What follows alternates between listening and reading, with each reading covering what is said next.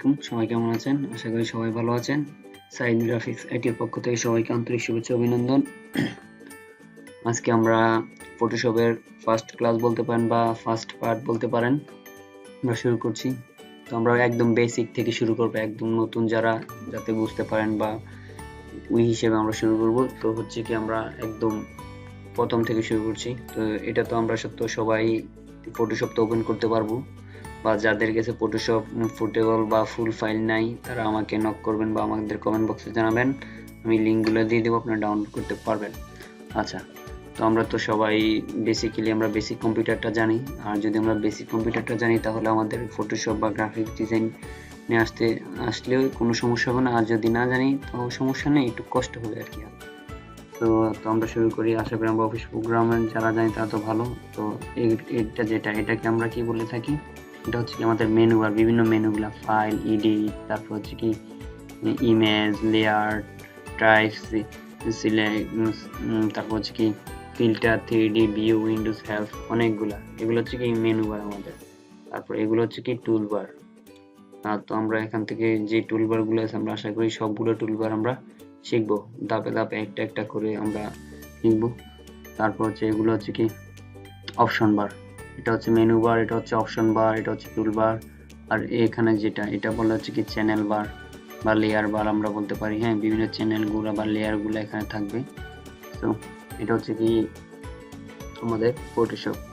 তো ফটোশপ থেকে আমরা আজকে যে বিষয়টা শিখবো, এই বিষয়টা হচ্ছে কি কিভাবে আমাদের একটা টেমপ্লেট তৈরি করতে হয়, টেমপ্লেট নিয়ে বিস্তারিত আলোচনা করবো আজকে ফার্স্ট ক্লাসে। তো আমরা ফাইলে যাব, আগে ফাইলে যাওয়ার পর হচ্ছে কি নিউ, বা এটা আমরা শর্টকাট হিসেবে ইউজ করতে পারি কন্ট্রোল এন। তো আমি নিউতে গেলাম, কন্ট্রোল এন, বা এখানে গেলাম। আমার এই সফটওয়্যারটা হচ্ছে কি ফুটেবল ভার্সনে আছি। আচ্ছা, তো এটা হচ্ছে নেম। এখানে আপনি ইচ্ছে করলে আপনার ফাইলটার বা যে টেমপ্লেটটা নিচ্ছেন ওই টেমপ্লেটটার নাম চেঞ্জ করতে পারবেন, নয়তো সমস্যা নাই। আমি নামটা চেঞ্জ করি, আমার নাম করে দিচ্ছি হচ্ছে, নাম চেঞ্জ করা যায়। আচ্ছা, তারপর এখানে হচ্ছে কি কাস্টম ভাবে কিছু সাইজ আছে, ডিফল্ট ফটো সাইজ এখানে আছে। তারপর হচ্ছে কি ইউএস পেপার হচ্ছে, এটা হচ্ছে এ4 size, international paper size, photo, web, হচ্ছে কি মোবাইল, ফিল্ম, কাস্টম, অনেকগুলা সাইজ আছে ডিফল্ট ভাবে, এগুলো আমরা ইউজ করতে পারি। আচ্ছা, তো আমি হচ্ছে যে কোনো একটা কাস্টম সাইজ নিলাম, ইউজ পেপার সাইজটা নিলাম, নামটা এখানে দেওয়াই আছে। তারপর হচ্ছে কি লেটার টাইপে আছে, অনেকগুলার, এখানে 3টা টাইপ আছে। তো এখান থেকে আমরা ইচ্ছা করলে তিনটাই যে কোনো একটা ইউজ করতে পারি। তো আমরা লেটার টাইপটা ইউজ করলাম। তারপর এখানে হচ্ছে কি উইথ আর হাইট, তো উইথে আছে হচ্ছে কি 8.5 আর হচ্ছে 11, এটা ইঞ্চিতে আছে, এই কারণে এমন দেখাচ্ছে। আমি যদি ইঞ্চিতে এখানে গিয়ে যদি আমি, এটা হচ্ছে কি বিভিন্ন সাইজগুলা আপনি ফিক্সিতেও নিতে পারেন, ইঞ্চিতে নিতে পারেন, সেন্টিমিটারে নিতে পারেন, মিলিমিটারে নিতে পারেন, পয়েন্টে নিতে পারেন। হ্যাঁ, হচ্ছে কি পিক্সে নিতে পারেন, তারপর হচ্ছে কি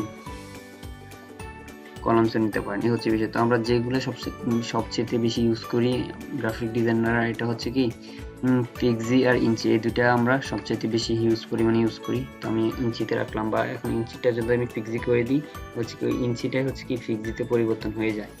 আচ্ছা, তো আমি ইঞ্চিতে রাখলে আবার ইঞ্চিতে পরিবর্তন হয়ে গেছে।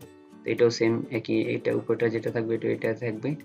আচ্ছা, তারপর হচ্ছে রেজুলেশন। আসলে রেজুলেশনটা কি? রেজুলেশনটা হচ্ছে আমাদের যে টেমপ্লেটটা নেব ওই টেমপ্লেটের যে একটা রেজুলেশন, ওই রেজুলেশনটা হচ্ছে এটা। তো এটা অনেক সময় প্রিন্টের ক্ষেত্রে হচ্ছে কি 72 থাকবে, আর হচ্ছে যদি আমরা প্রিন্ট না করি বা আমাদের ওয়েবসাইটে থাকবে বা অনলাইন ভার্সনের জন্য, তখন আমরা রাখবো হচ্ছে কি 300।